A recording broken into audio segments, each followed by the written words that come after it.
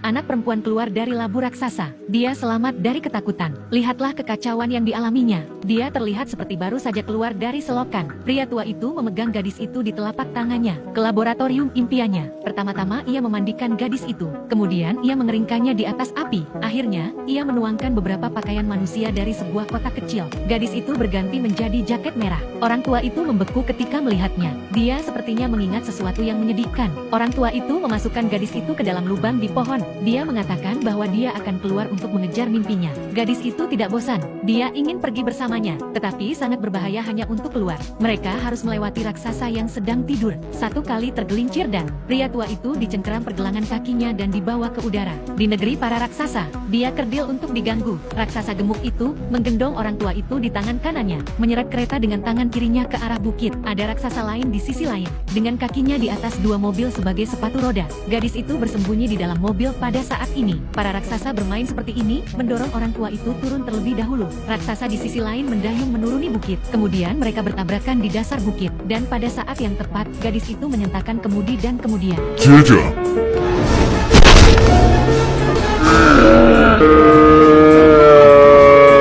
sulit untuk mengetahui siapa yang harus merasa kasihan. Baru saja, langit penuh dengan awan, dan tak lama kemudian hujan turun dengan deras. Dan raksasa-raksasa ini takut akan air. Mereka semua bersembunyi. Orang tua itu mengambil kesempatan untuk memasukkan gadis itu ke dalam tasnya. Akhirnya mereka berangkat dalam perjalanan mereka. Mereka mengikuti garis puncak melalui awan. Mereka berjalan dari siang hingga malam. Akhirnya mereka berada di negeri impian fantasi. Orang tua itu lepas landas dengan cepat, dan terjun ke sungai, langsung ke dunia lain. Gadis itu mengikuti langkah orang tua itu, dan melompat ke sungai. Gravitasi berbalik seketika. Orang tua itu membalikkan gadis itu. Ia berkata dengan cara yang mendalam, "This be where all my dreams is beginning."